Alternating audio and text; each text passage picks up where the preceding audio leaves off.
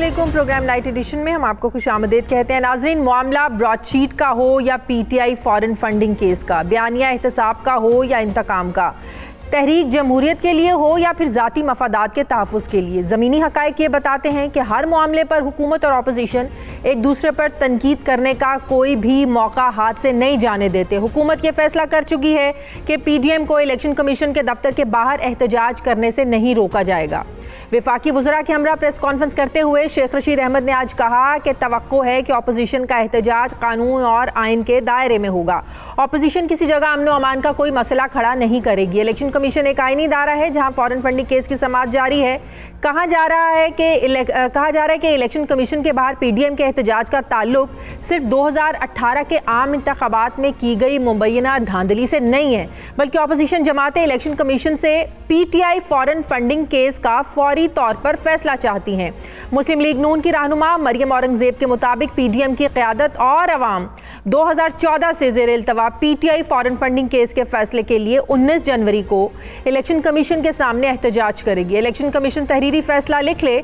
दिलचस्प ये बात यह है कि जिस इलेक्शन कमीशन पर पीडीएम की क़यादत धांधली के इल्ज़ामात लगा रही है, इसी इलेक्शन कमीशन से पीटीआई के खिलाफ फॉरेन फंडिंग केस का फैसला भी चाहती है।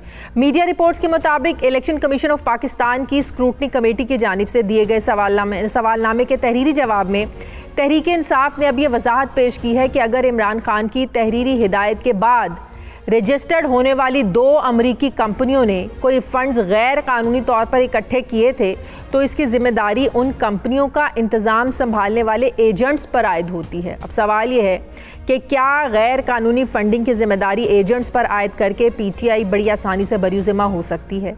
एक तरफ अपोजिशन हुकूमत को फॉरेन फंडिंग केस पर तनकीद का निशाना बना रही है, तो दूसरी तरफ ब्रॉडशीट के सरबराह वज़ीर आज़म इमरान खान से सालिसी के हुक्मनामे को शाया करने का मुतालबा कर रहे हैं, जिस हुक्मनामे के तहत कौमी खजाने से $2.90 की रकम ब्रॉडशीट को अदा की गई। ब्रॉडशीट के सीईओ ये चाहते हैं कि हक़ाइक़ पाकिस्तानी कौम के सामने आने चाहिए कि ब्रॉडशीट की कारकर्दगी कैसी थी।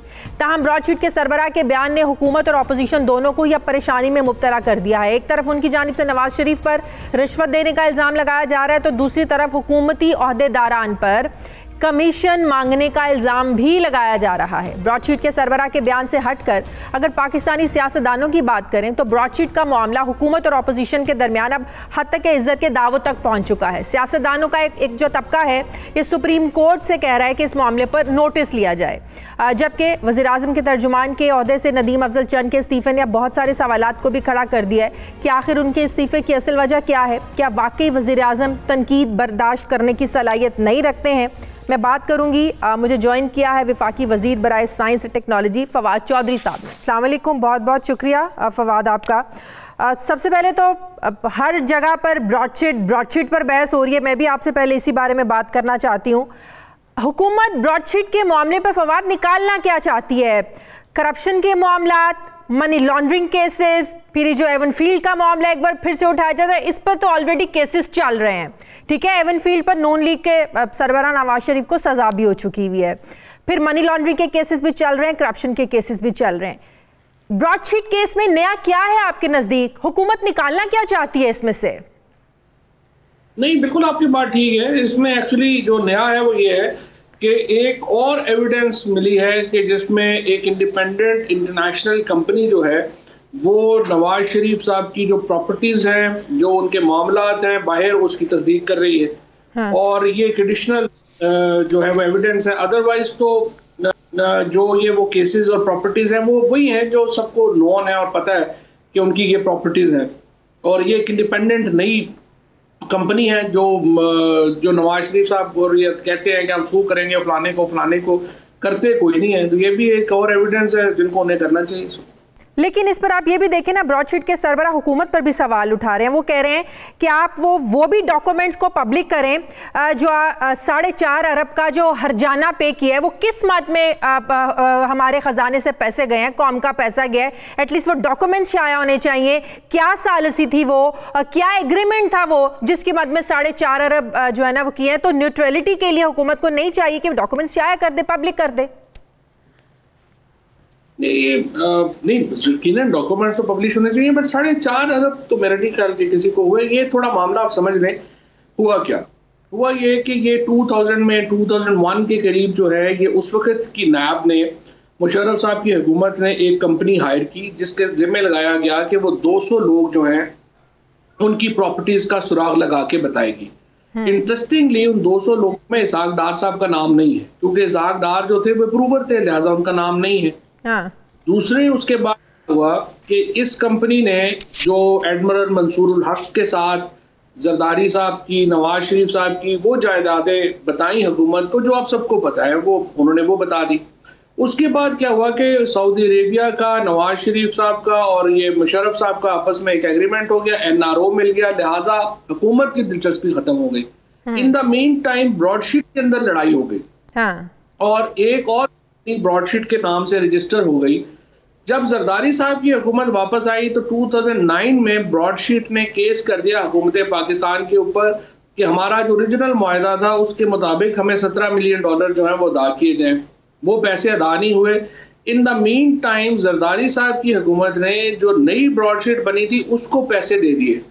उसको दोबारा चैलेंज हुआ और वो कहा उन्होंने कि नहीं, ये तो गलत को इन्होंने हुकूमत ने पैसे दे दिए हैं। वैसे तो जरदारी साहब का जो हालात है पीपल्स पार्टी के, उन्होंने खुद ही को बंदा खड़ा करके उसको पैसे दे दिए होंगे, मेरा ख्याल है, जो उनके हालात हैं। बहरहाल वो पैसे उनको चले गए। उसके बाद दोबारा सू कर दिया। ये केस 2016 में पाकिस्तान के खिलाफ फैसला आ गया। 2018 में एग्जीक्यूशन भी जो है वो हाई कोर्ट से भी पिटीशन हमारी रिजेक्ट हो गई और हुकूमत, उन्होंने कहा जी इसको आप करें। और फिर 2020 में आप आकर के इन्होंने एग्जीक्यूशन में, आपको पता है जो लोग भी थोड़ा बहुत केसेस को सुनते हैं कि पहले सिविल केस में जजमेंट आती है, जजमेंट के बाद अपील आती है, अपील डिसमिस हो जाता है, फिर एग्जीक्यूशन प्रोसीडिंग शुरू होती है। तो एग्जीक्यूशन में पैसे जो है देने पड़े। अब ये जो केस सारा है ये चला है या पीपल्स पार्टी के दौर में या नून के दौर में। तो आप जब उनके नुमाइंदे आए हैं तो उनसे कहें कि अपने उस वक्त के फाइनेंस और लीगल टीम से पूछें कि आप लोगों ने क्या केस लड़ा है और कैसे हम जो है इस नहज पे पहुंचे कि हमें इतने पैसे देने पड़े। आपकी हुकूमत ने पैसे किस मद में दिए फिर? तो केस जो हार गए, आप इंटरनेशनल एक केस हार जाएंगे और आपका अकाउंट जो है वो जब्त हो जाएगा, फ्रीज हो जाएगा, तो वो फिर आपको पैसे तो देने पड़ेंगे ना। ये तो नहीं कि हुकूमत बदल गई तो वो कावे मुसावी इसको पब्लिक करने के लिए क्यों कह रहे हैं? क्या छुपा है इसके पीछे जिसको वो चाह रहे हैं कि वो सामने आना चाहिए? नहीं, जो भी छुपा है वो सामने आना चाहिए। बिल्कुल आपकी बात ठीक है। अगर कुछ है, मेरा नहीं ख्याल कि कुछ ऐसा छुपा हुआ है, लेकिन अगर छुपा हुआ है तो नैब का काम है कि उसको सामने लाए। ये आप नैब से पूछें कि उन्होंने क्या छुपाया हुआ। पनामा केस से मुख्तलिफ लगता है आपको ये? एक्चुअली तकरीबन वैसा ही है। वो स्पेसिफिक था कि हुकूमत पाकिस्तान ने इसको हायर किया था। पनामा में चूंकि एक बिल्कुल ही वॉलंटियर एक्सरसाइज थी, सो जिससे ज़ेडबर्ग अखबार था उसको एक मौसूल हुआ एक पूरा डाटा जिसमें बताया गया कि दुनिया के किन किन बदनामे ज़माना लोगों ने पनामा की एक लॉ फर्म को साथ मिला के प्रॉपर्टीज खरीदी हैं और अपनी फेक कंपनियां बनाई हैं। हाँ। वो एक वॉलंटियर एक्सरसाइज, एक सहाफ़ी एक जो थे उनकी एक बहुत बड़ी एक्सरसाइज थी, जो आई वुड से कि मोस्ट रिस्पेक्टेड इन्वेस्टिगेटिव जर्नलिस्ट जो थे दुनिया के, उनकी एक मिलके काविश थी जो पनामा में हमारे सामने आई। तो इस कमेटी को इसके लिए जो कमेटी बनी है वो क्या इन्वेस्टिगेट करेगी? क्या टास्क दिया गया उस कमेटी को जो ब्रॉडशीट के मामले पे बनी है? नहीं, वो जो कैबिनेट बनी है वो तो एक थी ना कि आप जरा सारा केस पढ़ लें और देख लें कि इसमें कौन से पॉइंट्स हैं, उन्होंने क्या बात कही है। वो तो यही है ना जो मैंने आपको बता दिया, वो तो यही थी। वो इसके अलावा तो कोई कमेटी नहीं बनी। और वैसे भी हमारा इस मामले से कोई ताल्लुक नहीं है। ये मामला प्रीवियस गवर्नमेंट्स का है और जो अगर बाकी कुछ मामला हैं तो वो नैब के हैं, जो नैब ने करने हैं और प्रीवियस गवर्नमेंट्स ने। सही। अच्छा, आज 5 वज़रा ने प्रेस कॉन्फ्रेंस की। बड़ा अच्छा किया कि हुकूमत जो है ना वो चाहती है कि अगर अपोजिशन एहतजाज करना चाहती है इलेक्शन कमीशन के सामने, हुकूमत को कोई एतराज़ नहीं है। हाँ, कानून को हाथ में नहीं लिया जाए। लेकिन आप क्या समझते हैं कि ऐसे एहतजाज की आप लोगों के नज़दीक क्या अहमियत है? ये वही अपोजिशन है, ये वही PDM है जो इस इलेक्शन कमीशन को मानती नहीं है, इसे जानिबदार भी कहती है, धांधली का मौरूद इल्ज़ाम भी इसी इलेक्शन कमीशन को ठहराती है। बकौल इनके फॉरेन फंडिंग केस का फैसला भी जानिबदारी का ही नतीजा है कि उसका फैसला नहीं आ रहा। बकौल मरियम औरंगजेब के ये एहतजाज इसीलिए करने जा रहे हैं क्योंकि वो फॉरेन फंडिंग केस का फैसला लेना चाहते हैं। तो एक ऐसी जमातें जो एक इदारे को मानती नहीं है, तो उस एहतजाज की फिर उस इदारे के बाहर क्या अहमियत है? क्यों आप लोग इतना भाव दे रहे हैं, प्रेस कॉन्फ्रेंस भी कर दी इस सब के पीछे? नहीं, ये तो खैर उनकी बड़ी अजीबोगरीब बात है और जाती वाली बात है कि ना वो इलेक्शन कमीशन को मानते हैं, ना वो सुप्रीम कोर्ट को मानते हैं, ना वो फौज को मानते हैं। तो अगर किसी भी इदारे को नहीं मानेंगे, आइन को आप नहीं मानेंगे, किसी को भी नहीं मानेंगे, तो फिर आप कैसे वो सियासत तो ना हुई। और अभी भी जो उनको रिस्पॉन्स मिला है लोगों की तरफ से, वो इसीलिए इतना मायूस कुन है कि ना उनकी कोई सियासी हिकमत अमली है, ना ही उनको पता है वो क्या चाहते हैं। अब ये जो इलेक्शन कमीशन जो है, इसने तो इलेक्शन नहीं कराए पिछले। सेकेंडली, इस इलेक्शन कमीशन के चीफ इलेक्शन कमिश्नर और बाकी अरकान जो है वो खुद PMLN और पीपल्स पार्टी की मर्जी और मंशा से लगे हुए हैं। तो मुझे नहीं समझ आता, आप लोग एक बंदा अपॉइंट करते हैं, फिर अगले दिन उसके खिलाफ कैंपेन शुरू कर देते हैं। इसी तरह से इन्होंने नैब के ऊपर किया, इसी तरह से उन्होंने सुप्रीम कोर्ट के ऊपर किया, इसी तरह से उन्होंने फौज के ऊपर किया। पहले लोगों को अपॉइंट करते हैं, अगले दिन पसंद नहीं आते, उनके खिलाफ शुरू हो जाते हैं। So I don't know what they are up to. अच्छा, एक बड़ा इंपॉर्टेंट सवाल जो कल से इस पर बड़ी तनकीद हो रही है कि जो नदीम अफजल चंद साहब ने जो कल रेजिग्नेशन दिया है, शायद वो उसी तसलसल का नतीजा है जो वज़ीर आज़म ने 2 दिन पहले कैबिनेट में बात की कि जो वज़ीर जो है वो पार्टी पॉलिसी से इख्तलाफ करेगा और TV चैनल्स पर बैठ के अपने नंबर बनाने की जो लोग कोशिश करते हैं, वो बेहतर है कि रेजिग्नेशन दे दें, इस्तीफ़े दे दें, घर जाएँ या पार्टी छोड़ दें। आप पर भी बड़ा वो होता रहा है कि आप बड़े वोकल हैं, गलत को गलत कहने की आप जुर्रत रखते हैं। आप हैं, शीरी मज़ारी है, फिर नदीम अफजल चंद साहब।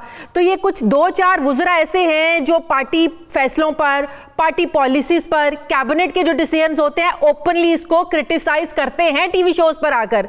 क्या इसी वजह से नदीम अफजल चंद साहब ने इस्तीफ़ा दिया है? क्या वाकई वज़ीर आज़म साहब तनकीद बर्दाश्त करने की सलाहियत नहीं रखते हैं? फिर तो कहा जा रहा था, आज 1-2 लोगों से मेरी बात हो रही थी कि सबसे पहले तो फिर फवाद चौधरी को रेजिग्नेशन देना चाहिए क्योंकि वो बड़े वोकल हैं।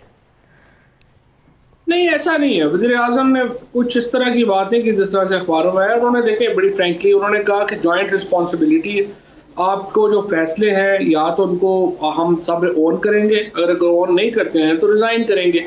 और ये नदीम का जो फैसला है वो मैं समझता हूँ कि थोड़ा जज्बाती फैसला है और उसको भी इंशाल्लाह ठीक कर लेंगे और मुझे उम्मीद है कि वो भी उस तरह से मामला ख़राब नहीं होंगे। बट ओवरऑल मैं ये समझता हूँ कि जो इस वक्त एक ये जो सिचुएशन है जिसको लेकर के ये बातें हुई हैं, वो थोड़ा जो कलेक्टिव रिस्पॉन्सिबिलिटी का जो प्रिंसिपल PM साहब ने बताया वो तो बिल्कुल ठीक है, उसमें तो कोई दो राय नहीं है। लेकिन इसके साथ साथ पार्टी के अंदर एक माहौल होना जहां पर एक इंडिपेंडेंट बात हो सके वो भी जरूरी है और ये PTI में ये माहौल है। और आप कैबिनेट मीटिंग्स उठा के देखें, आप बाकी सारी हमारी प्रोसीडिंग्स को उठा के देखें तो उसमें आपको नजर आता है कि इस तरह का माहौल है, कि इंडिपेंडेंट गुफ्तगू करने का माहौल है जो बाकी पार्टीज में नहीं। लेकिन अगर फवाद चौधरी किसी फैसले से एग्री नहीं करते, किसी पार्टी पॉलिसी से एग्री नहीं करते, लेकिन फिर फवाद चौधरी पर लाजिम भी है उसको डिफेंड करना, राइट? अगर कैबिनेट का फैसला है तो फिर जाहिर है कि वो कलेक्टिव रिस्पॉन्सिबिलिटी में आता है और या आप उसको डिफेंड करेंगे आप और या फिर आप जो है उससे अलहदा होते हैं, 2 ही सूट। तो चंद साहब को मनाने की कोई कोशिश की जाएगी? मैं ख्याल कर लेंगे इंशाल्लाह, बेहतर होंगे। अच्छा, आखिरी सवाल, अब सेनेट में ओपन बैलेटिंग के हवाले से सदारती रेफरेंस जो सुप्रीम कोर्ट में भेजा गया, अब उस पर कल के अदालत के बड़े जो रिमार्क्स हैं बड़े इंटरेस्टिंग हैं। उन्होंने कहा कि खुफिया वोटिंग में पार्टी पॉलिसी के खिलाफ वोट देना ये बेईमानी होगी, ये सियासी मामला है, इसको पार्लियामेंट में हल करना है और ये कि अखलाकी और सियासी मामलात में भाई अदालत अपनी राय क्यों दे। अब रिमार्क से पता चल जाता है कि अदालत का क्या मूड है, क्या फैसला आ सकता है या अदालत कहना क्या चाह रही है। तो अब जब अदालत ने मामला पार्लियामेंट पर छोड़ दिया तो फिर आप लोग क्या करेंगे? पार्लियामेंट में इस पर बहस होगी क्योंकि हुकूमत चाहती है कि ओपन बैलेटिंग होनी चाहिए, अगर नहीं होगा तो फिर जाहिर है फिर धांधली, हॉर्स ट्रेडिंग, फिर वो इल्जामात लगेंगे। नहीं, पेंडिंग मामला है, इसके ऊपर अभी बात करना मुनासिब नहीं है। उन्होंने जो भी रिमार्क्स दिए जजेस ने वो एक पेंडिंग मामले के ऊपर है, ये मुनासिब नहीं होगा मेरा या आपका उस पर कॉमेंट करना। ठीक है, बहुत बहुत शुक्रिया। वफाकी वज़ीर science and technology Fawad Chaudhry साहब मेरे साथ है, थैंक यू वेरी मच। मुझे ज्वाइन किया पाकिस्तान पीपल्स पार्टी के सीनियर रहनुमा नैयर बुखारी साहब ने। अस्सलाम वालेकुम, बहुत बहुत शुक्रिया नैयर साहब आपका। नैयर साहब, सबसे पहले तो पीपल्स पार्टी का ब्रॉडशीट के मामले पर मौक़िफ़ क्या है? शुक्रिया। देखिए, ब्रॉडशीट का जो इशू अभी सामने आया है वो इशू एलिगेशंस और काउंटर एलिगेशंस हैं। एक तो उन्होंने अपनी तहकीकात के बारे में कहा, जो प्रीवियस गवर्नमेंट नवाज शरीफ के खिलाफ तहकीकात और बल्कि बाकी पॉलिटिकल लीडर्स के खिलाफ, फिर वो उसकी कंटिन्यूटी नहीं रही और जनरल मुशर्रफ ने उसको डिस्टर्ब कर दिया और वो कंटिन्यू कर सके। पहली बात है, इतने पैसे शायद लैब ने रिकवर नहीं किए जितने 29 मिलियन डॉलर्स उनको अदा करने पड़े। और फिर एक सेकंड एलिगेशन भी उनका आ गया और मौजूदा हुक्मरान के नुमाइंदों के बारे में भी उन्होंने एलिगेशंस लगाए। और मैं ये समझता हूँ कि जहाँ मौजूदा हुक्मरानों के नुमाइंदे ने लीगल नोटिस दिए हैं, प्राइमरली वो तो लीगल नोटिस तो ब्रॉडशीट को भी देना चाहिए था जिन्होंने एलिगेशन लगाया, और उनके खिलाफ भी उनको डेफेमेशन का सूट तो फाइल उनके खिलाफ करें या उनके खिलाफ कोई क्रिमिनल प्रोसीडिंग्स का आगाज कर रहे हैं लंदन में, उनको तो नोटिस दिया नहीं उन्होंने, क्योंकि उन्होंने बराह रास्त एलिगेशन भी लगाया और कमीशन की बात भी की। और फिर मैं समझता हूँ मुनासिब बात है, जो एलिगेशन लगा रहा है उसके खिलाफ भी कोई कानूनी इकदाम उठाते तो वो उन्होंने उठाया नहीं। लेकिन यहाँ पर कानूनी इकदाम एक दूसरे के खिलाफ उठाए जा रहे हैं, एक दूसरे को हद तक के इज्जत के नोटिस भेजे जा रहे हैं। देखिए, प्राइमरीली हद तक इज्जत के नोटिस देने उनको चाहिए कि जो अगर जिनको उन्होंने नोटिस दिए उनकी तो अपनी कोई इन्वेस्टिगेशन नहीं है, उन्होंने तो वो बात की जो ब्रॉडशीट ने अफशा की, या जो ब्रॉडशीट ने कि उसके जो सीईओ है उसने जो एलिगेशंस लगाए। इसलिए तो प्राइमरीली मैं समझता हूँ कि डेफेमेशन के केसेस या क्रिमिनल प्रोसीडिंग तो उनके खिलाफ बननी चाहिए। बिल्कुल सही। नईर साहब, हुकूमत ने इजाज़त दी है पीटीएम को, अपोजिशन को इलेक्शन कमीशन के बाहर एहतजाज करने की। आज वज़रा ने प्रेस कॉन्फ्रेंस भी की और कहा कि हम उम्मीद करते हैं कि जो अमन व अमान है इसकी सूरत हाल को ख़राब नहीं किया जाएगा, कानून को हाथ में नहीं लिया जाएगा।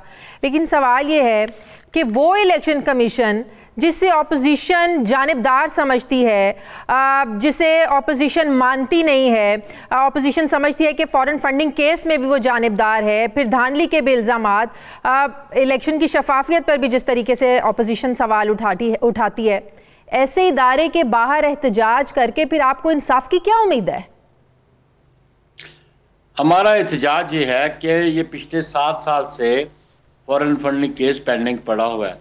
हाँ। और फिर गवर्नमेंट ने जो स्क्रूटनी कमेटी बनाई है, इलेक्शन कमीशन ने स्क्रूटनी कमेटी बनाई है, वो मुझे कोई नॉन पार्टिजन नज़र नहीं आ रही, वो मुझे पार्टिजन नज़र आ रही है कि कोई डॉक्यूमेंट्स जो पीटीआई ने सबमिट किए वो अपोजिट पार्टी कहती है हम उनको एग्जामिन करना चाहते हैं, तो वो एग्जामिन करने से क्यों रोकते हैं? जब कोई डॉक्यूमेंट कोई पिटिशनर या रिस्पोंडेंट जमा करता है किसी कोर्ट में, किसी ट्रिब्यूनल पे या किसी फोरम पे, तो वो पब्लिक डॉक्यूमेंट बनता है। तो फिर उसको मैं समझता हूँ इजाजत मिलनी चाहिए। स्क्रूटनी कमेटी का ये इक़दाम तो मुझे पार्टिजन लग रहा है, पहली बात। सेकेंडली, 7 साल हो गए और वो अपना केस वो डिले करते रहे, कभी एक फोरम पे कभी दूसरे फोरम पे डिलेइंग टैक्टिक्स करते रहे। आज जो उन्होंने जवाब सबमिट किया तो इट अमाउंट्स टू एडमिशन, और फिर एडमिशन ये कि एलिगेशन अपने से शिफ्ट करके वो चाहते हैं कि जी एजेंट, देखिए एजेंट जो काम भी करता है प्रिंसिपल उसका रिस्पॉन्सिबल होता है ऑलवेज। ये एजेंट और प्रिंसिपल का जो रिलेशन है वो यही है कि जो इक़दाम एजेंट उठाएगा प्रिंसिपल उसका जिम्मेदार होता है। दिस इज दी लॉ, और एजेंसी का लॉ भी यही है कि एजेंट के तमाम तर इक़दाम का रिस्पॉन्सिबल प्रिंसिपल होता है। तो ये एडमिशन है, और बार बार उनका जो पिटिशनर था उनके खिलाफ, उनका पार्टी का अपना मेंबर था, वो कहता रहा कि जी इनको फॉरेन फंडिंग है, और फॉरेन फंडिंग वो है जो इन्होंने डिस्क्लोज नहीं की। तो और इस वो केस में से कुछ निकलेगा, वही तो मैं पूछ रही हूँ। फिर उसी इदारे से कुछ उम्मीद है जिसको आप जानिबदार कह रहे हैं कि वो उस केस का कुछ फैसला करेगा? इसलिए एहतजाज करने जा रहे हैं उनके सामने कि वो कानून और आइन के मुताबिक इस मुकदमे का फैसला करें, डिलेइंग टैक्टिक्स को इग्नोर करके अपना वर्डिक्ट दें, क्योंकि हम समझते हैं कि ये प्रूवन केस है अगेंस्ट पीटीआई। नईर साहब, पीडीएम अभी भी कहती है कि इस्तीफे देने का ऑप्शन हमारे पास है, हम इस्तीफे भी देंगे, लेकिन ज़िमनी इंतखाबात में हिस्सा लेने के बाद, सेनेट में इंतखाबात में हिस्सा लेने के बाद फिर इस्तीफों को क्या जवाब रह जाता है आप लोगों के पास? एक तरफ इस्तीफे भी बाद में देने हैं, लेकिन पहले इलेक्शन भी लड़ना है। लेकिन गुजारिश है कि मैं बारहा मरतबा ये कह चुका हूँ, क्लैरिफाई कर चुका हूँ कि जो हमारा एक्शन प्लान था, उस एक्शन प्लान में कहीं भी ये जिक्र नहीं है कि हम सेनेट इलेक्शन में पार्टिसिपेट नहीं करेंगे। उसमें कहीं जिक्र ये नहीं है कि हम बाई इलेक्शन में पार्टिसिपेट नहीं करेंगे।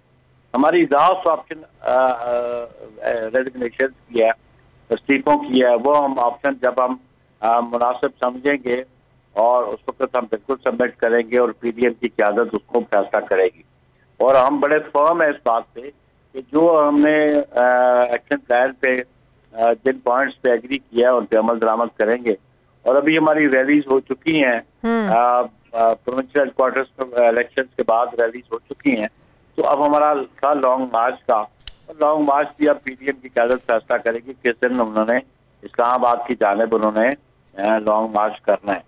और लॉन्ग मार्च मुख्तलिफ डायरेक्शन से होगा, ये किसी एक डायरेक्शन से नहीं होगा, ये मुख्तलिफ डायरेक्शन से होगा जो आखिर कन्वर्ज होगा इस्लामाबाद में। और उसके बाद फिर उसका ऑप्शन है कि रेजिग्नेशन का लास्ट ऑप्शन था हमारा, तो वो लास्ट ऑप्शन जो है हम उसको बिल्कुल जब जरूरत महसूस करेंगे तो हम सबमिट करेंगे। बहुत शुक्रिया। पाकिस्तान पीपल्स पार्टी के सीनियर आमिर बुखारी साहब मेरे साथ हैं। नाज़रीन, मुझे प्रोग्राम में एक ब्रेक लेनी है, वापस आते हैं वक्फे के बाद।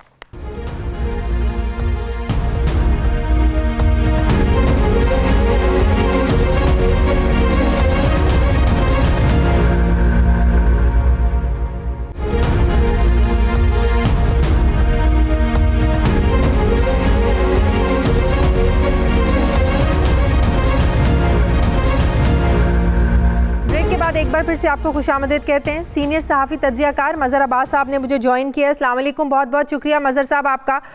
मज़हर साहब, ब्रॉडशीट के मामलात को लेकर अब हुकूमत और अपोजिशन एक दूसरे के खिलाफ बयानियाँ बना रहे हैं। मुस्लिम लीग नून पर तो इल्ज़ामात लग ही रहे हैं कि उन्होंने रिश्वत की पेशकश की, लेकिन अब इमरान खान की हुकूमत पर भी सवालात उठ रहे हैं कि 4.5 अरब रुपए ब्रॉडशीट को जो दिए, किस मद में दिए गए, उन डॉक्यूमेंट्स को पब्लिक करने की बात की जा रही है। आपको लग रहा है कि कहीं हुकूमत भी कुछ मामलात को छुपाने की कोशिश कर रही है? देखिए, ये जो इंटरव्यू है ये बहुत ही अहम है और बहुत ही दिलचस्प है।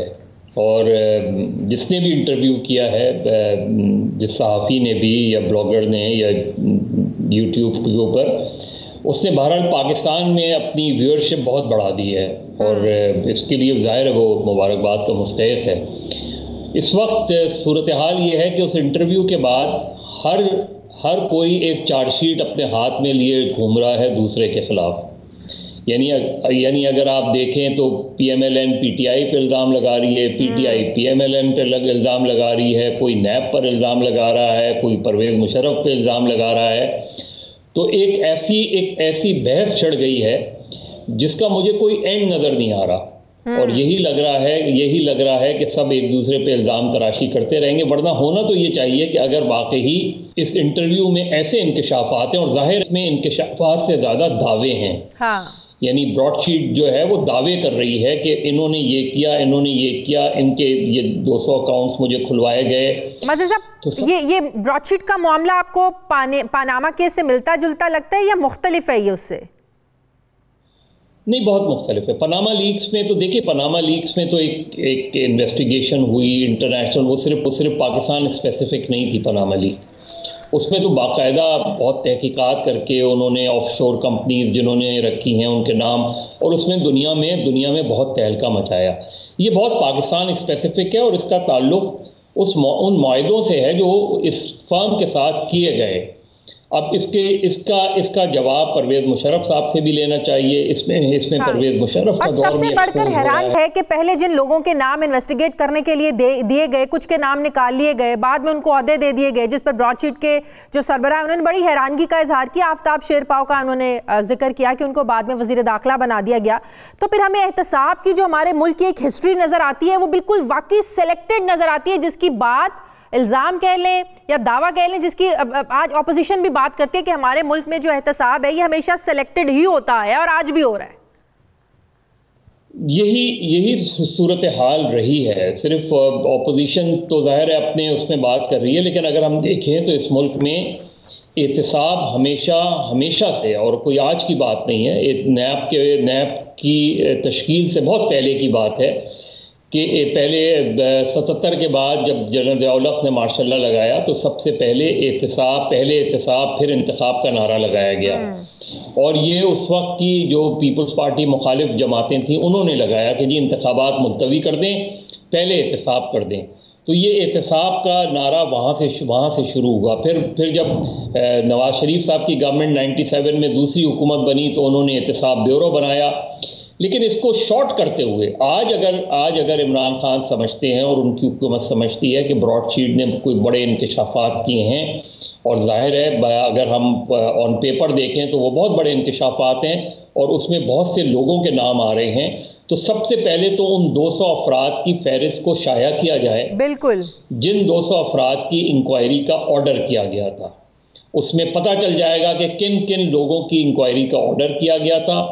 उस इंक्वायरी को जब क्लोज किया गया, किस किस इंक्वायरी को क्लोज किया गया, और उसके बाद जिनकी इंक्वायरी क्लोज हुई उन्होंने परवेज़ मुशर्रफ की 2002 के बाद हुकूमत में शमूलियत इख्तियार की। बिल्कुल, तो उसका पहला मरहला ये है। फिर हुकूमत जो है ब्रॉडशीट के साथ मुआहिदा करे और मुआहिदे के तहत जी हाँ, बिल्कुल, जब हुकूमती वज़रा से ये सवाल पूछें कि आप ब्रॉडशीट के साथ दोबारा कोई मुआहिदा करना चाहते हैं, या अगर आप चाहते हैं कि करप्शन के मामला जो हैं वो खुलें और पता चले कितना करप्शन का पैसा बाहर गया, तो आप मुआहिदा कर लें, जिस पर कोई वाज़ेह जवाब नज़र नहीं आता। तो आप नहीं समझते कि जो 4.5 अरब देने पर जो सवाल उठाया जा रहा है, भैया आपने किस मद में दिए, जिसकी ब्रॉडशीट के सरबराह भी बात करें कि इन डॉक्यूमेंट्स को पब्लिक करें, क्या ये कहानी आपको मुख्तलिफ लगती है? इस मामले को बिल्कुल पब्लिक होना चाहिए, इन डॉक्यूमेंट्स को पब्लिक होना चाहिए कि किस मद में आपने 4.5 अरब दिए हैं? देखिए ये बहुत सी चीज़ें आ रही हैं ना, तो या तो आप इसकी हुकूमत अगर इसको एक ट्रांसपेरेंट अंदाज में इसको आगे लेके बढ़ना चाहिए। जो कमेटी हुकूमत ने बनाई है मेरे लिहाज से वो बहुत कमज़ोर कमेटी है। वो लगता ये है कि वो अपने मुखालिफिन स्पेसिफिक कमेटी बनाई है। अगर वाकई इमरान खान, और चाहिए इमरान खान को बहैसियत वज़ीर आज़म, कि इसकी एक हाई लेवल इंक्वायरी करें, इसको अक्रॉस द बोर्ड इंक्वायरी करें, इसमें मालूम करें कि कौन कौन फरीक है। वो अगर ख़ुद ही ये कह देंगे, जब उन्होंने ये कहा कि जी उसमें पनामा से लेके ब्रॉडशीट तक नवाज़ शरीफ साहब, बिल्कुल नवाज़ शरीफ साहब के मुकदमात बहुत से एक्सपोज हुए हैं, नवाज़ शरीफ साहब की करप्शन के जो बातें की जा रही हैं वो भी बड़ी ठोस हैं, लेकिन सिर्फ वही तो बात नहीं कर रहा, वो तो और भी बातें कर रहा है। तो उसका भी अब ये हुकूमत के ऊपर ये बर्डन आ गया है। अगर वो ब्रॉडशीट के मामलात को आगे नहीं बढ़ाते और उसको सिर्फ नवाज शरीफ स्पेसिफिक रखते हैं, तो फिर उन सवालात के जवाब बहरहाल हुकूमत को देने पड़ेंगे कि आप परवेज़ मुशर्रफ साहब के दौर को किस तरह देख रहे हैं, फिर आप अपने दौर को किस तरह देख रहे हैं, शहजाद अकबर साहब से जो उनकी मुलाकातें हुई हैं, और क्या वजह है कि जिस कंपनी को इमरान खान क्रेडिट दे रहे हैं ब्रॉडशीट को, उसके साथ वो एक नया मुआहिदा करने को क्यों नहीं तैयार, हेजिटेट कर रहे हैं। यानी वही चीजें जिनकी इंक्वायरी वो कर रहे थे उसी मुआहिदे को उनसे करें, उस चीज को आगे बढ़ाएं। तो वहाँ क्यों हिचकिचाहट हो रही है, ये बड़े सवालात जन्म ले रहे हैं इसकी वजह से। बहुत शुक्रिया सहाफ़ी तज्ज़ियाकार मज़हर अब्बास साहब मेरे साथ थे। मुझे प्रोग्राम में एक ब्रेक लेनी है नाज़रीन, वापस आते हैं छोटे से वक्फे के बाद।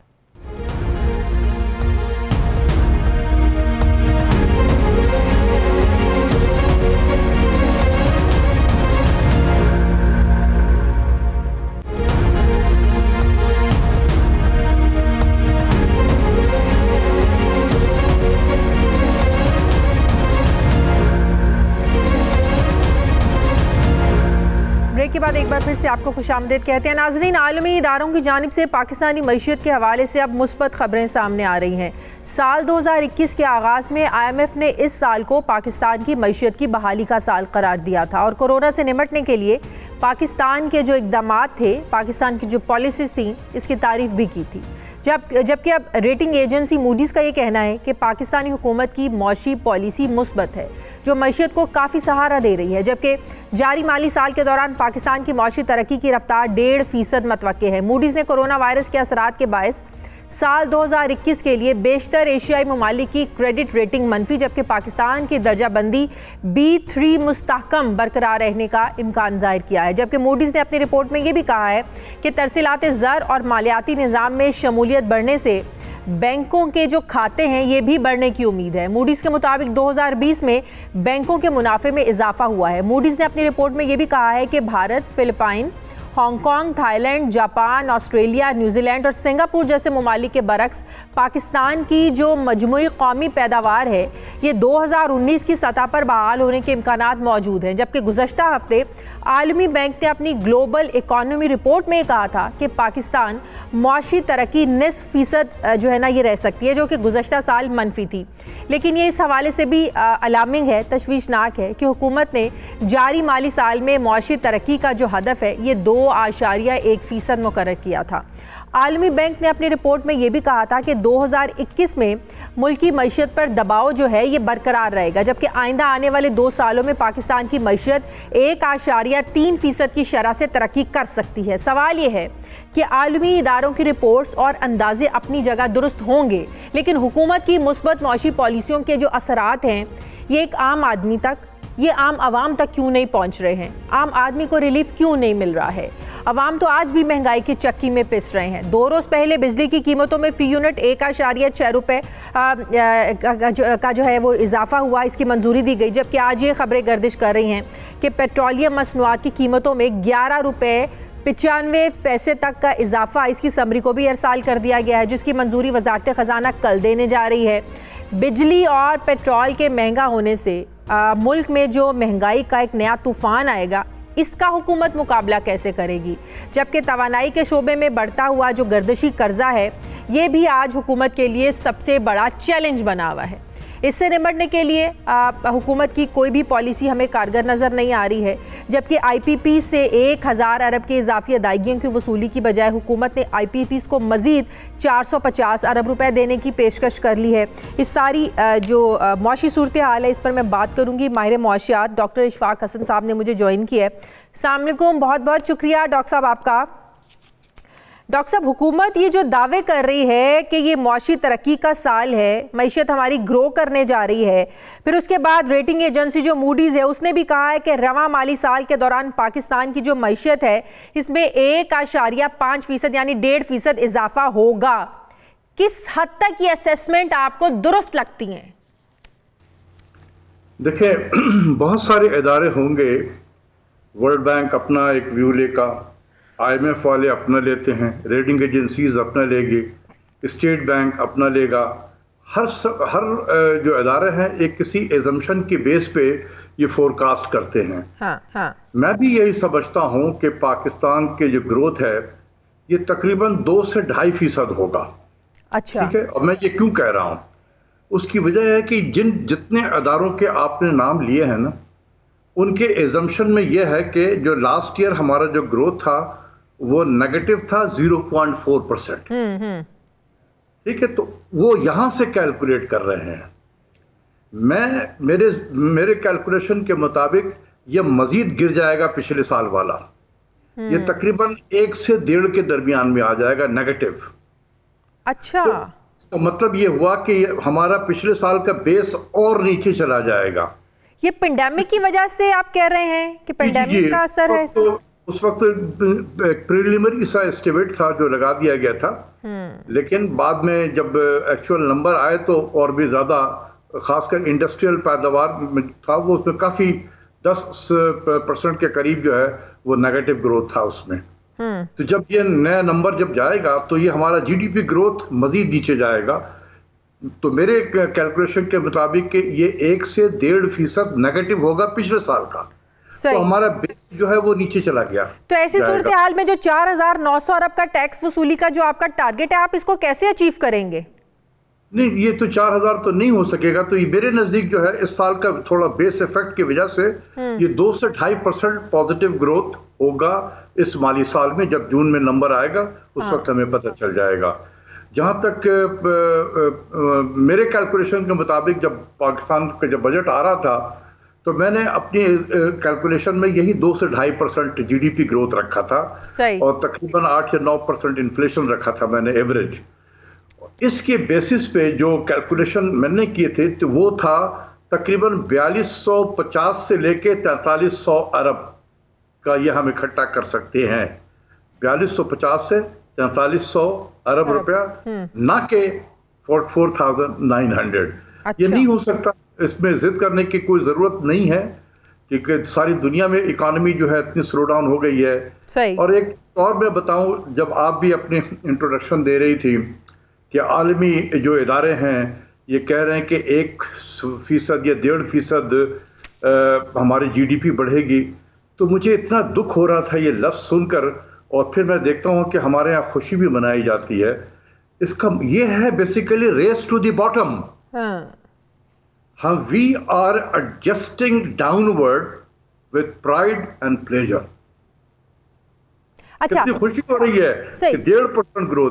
भाई हमारी आबादी बढ़ रही है 2.25%। सही, यही मैं आपसे पूछने लगी थी। ये जो इंडिकेशन हुकूमत भी दे रही है, मुआशी मुस्बत इंडिकेशन आलमी इदारे भी दे रहे हैं, लेकिन मुझे एक बात बता, मैं कह रहा हूं, मैं तो उनसे ज्यादा मुस्बत बता रहा हूं। ठीक है, लेकिन मुझे एक बात बताएं ना, एक आम आदमी की जिंदगी पर इसका क्या फर्क पड़ा? ये जो हुकूमत ये बड़ी खुशी मनाती है, सुने ना, एक ये जो हुकूमत बड़ी खुशी मनाती है, जो हमारा जो करंट अकाउंट है ये सरप्लस हो गया, हमारी जो एक्सपोर्ट है ये बढ़ रही हैं, लेकिन आम आदमी का ताल्लुक ये करंट अकाउंट सरप्लस होने में है, इंपोर्ट कम होने में, एक्सपोर्ट ज्यादा होने में है, या एक आम आदमी का कंसर्न ये है कि उसे पता चले कि 2.5 साल पहले आटे की कीमत क्या थी, आज क्या है, 2.5 साल पहले चीनी की कीमत क्या थी, आज क्या है, 2.5 साल पहले आपका बिजली का यूनिट क्या था, आज क्या है।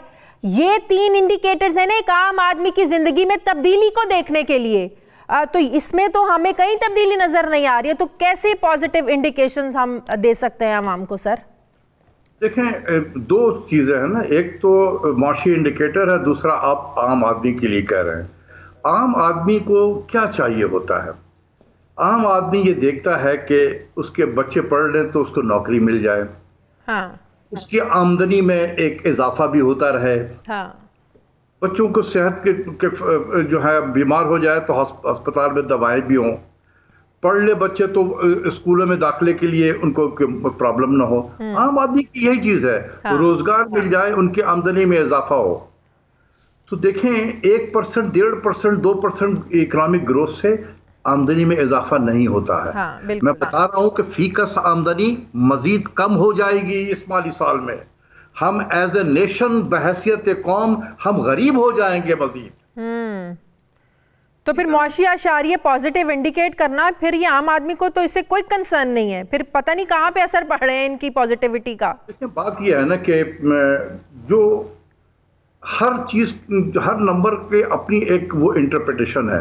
हाँ। करंट अकाउंट सरप्लस है, यस बिल्कुल सरप्लस है, लेकिन मैं एज ए इकोनॉमिस्ट देखूंगा कि ये सरप्लस किस तरीके से आया है। ये इस तरीके से आया है कि हमने अपनी इकोनॉमिक एक्टिविटी को चोक कर दिया, जिसकी वजह से ये ग्रोथ जो आप बता रहे हैं ना 1%, 1.5%, हमारी आबादी के ग्रोथ से कम हो रहा है ये ग्रोथ। तो इससे नौकरियां नहीं निकलेंगी। पाकिस्तान में हर साल तकरीबन 1.5 मिलियन नौजवान तबका जॉब मार्केट में आता है। बिल्कुल सही। 1.5 मिलियन लोगों को नौकरी अगर देनी है आपने, बैकलॉग को छोड़ दें, जो बैकलॉग में बेरोजगार हैं वो तो हैं, ये नए जो दाखिल हो रहे हैं इनको अगर नौकरी देनी है तो हमारी इकॉनमी 6.5 से 7% ग्रो करनी चाहिए।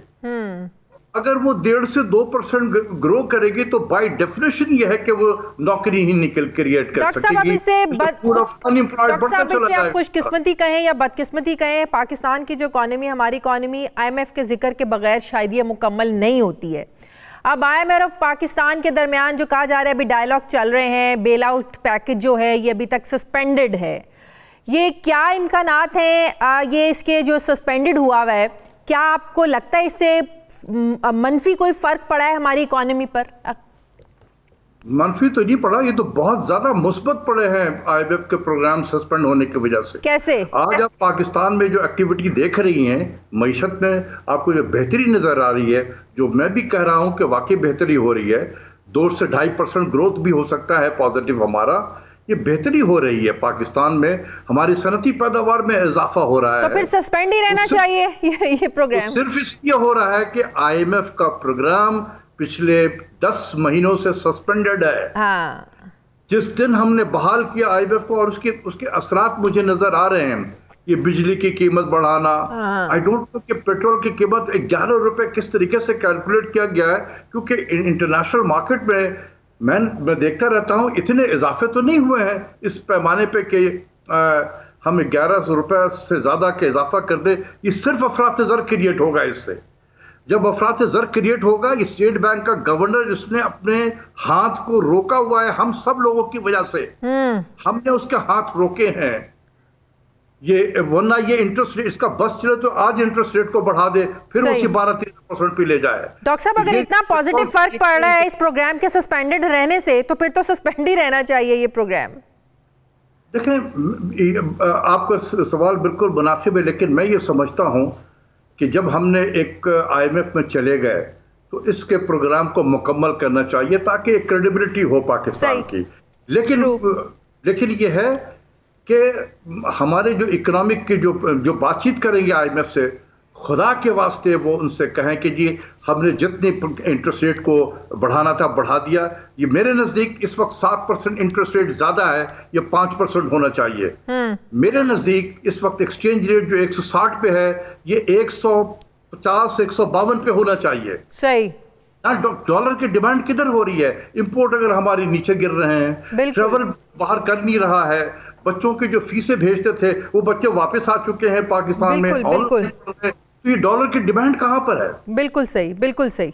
इसलिए इनको चाहिए कि ये उनसे कहें कि जी हमने सिर्फ रिफॉर्म्स की तरफ तवज्जो देने हैं। सही। हमने देखना है कि पावर सेक्टर को कैसे बेहतर करना है, कीमतें बढ़ा के नहीं रिफॉर्म होता है। बिल्कुल सही। बहुत बहुत शुक्रिया माहिर मौशा डॉक्टर हसन साहब मेरे साथ है, थैंक यू वेरी मच। मुझे प्रोग्राम में नाज़रीन एक ब्रेक लेनी है, वापस आते हैं छोटे से वक्फे के बाद।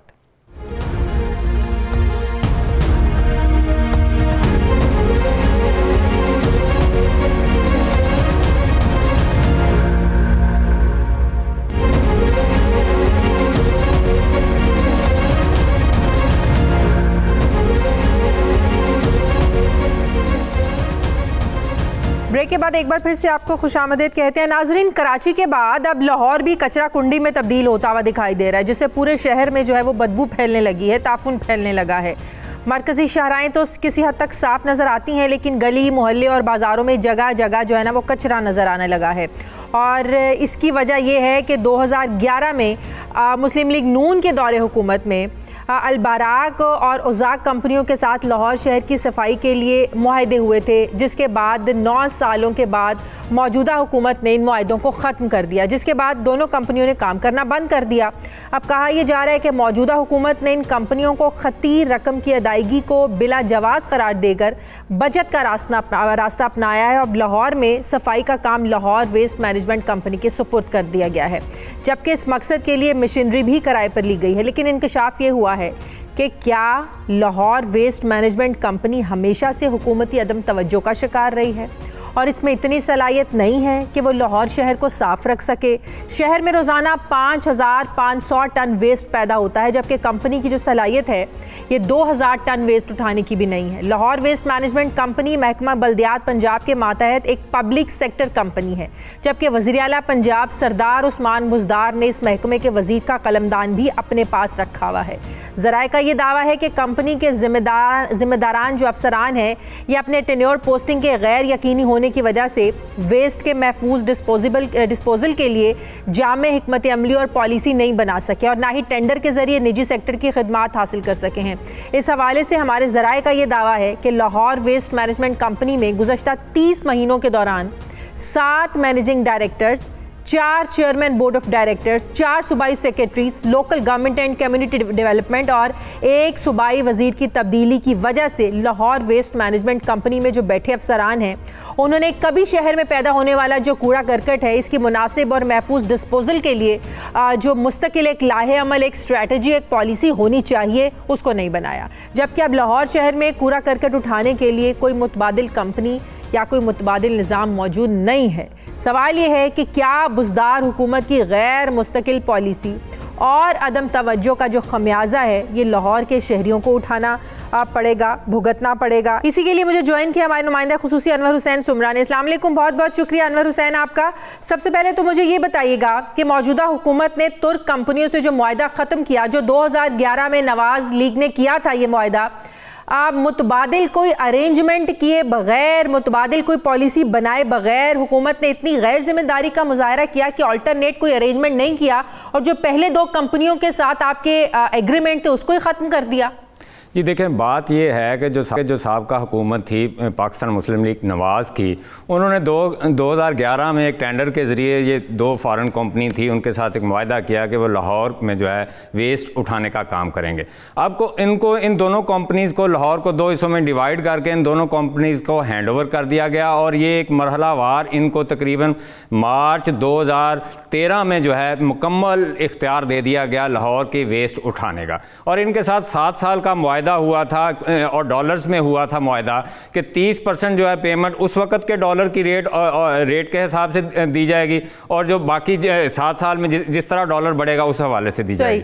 जब ये हुकूमत आई तो इन्होंने आते ही 2018-19 में इस कंपनी का फोरेंसिक ऑडिट करवाया, जिसमें ये साबित हुआ कि कुछ 7 अरब रुपए की ज़ायद अदायगियाँ इन कंपनीज़ को जो है वेस्ट मैनेजमेंट कंपनी जो पंजाब की है, जो एक पब्लिक सेक्टर कंपनी है, उसने कर दी हैं। वो अब इशू जब रेज़ हुआ तो उसके बाद इन कंपनीज़ ने भी अपना एक इशू बना लिया। उन्होंने कहा कि हमारी 3 अरब की पेमेंट जो हैं वो पंजाब गवर्नमेंट ने देनी है।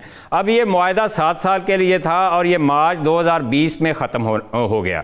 अच्छा, अब इशू ये था कि जब आपको पता है कि आपने इंटरनेशनल कंपनी के साथ मुआहदा किया है और मुआहदा ख़त्म हो रहा है, तो उससे 2 साल पहले या कम से कम 1 साल पहले आपको मतबादल सिस्टम लाने के लिए एक लॉन्ग टर्म प्लान की ज़रूरत थी। अब लीडरशिप की वीएन के फुकदान की वजह से कोई होमवर्क नहीं था, प्रायोरिटीज़ नहीं थी। अलीम खान साहब उस वक्त मिनिस्टर थे, वो नैब ने उनको पकड़ लिया, उनसे ये महकमा ले लिया गया। वज़ीर आला पंजाब जो सरदार उस्मान बुज़दार जो हैं वो वज़ीर बन गए।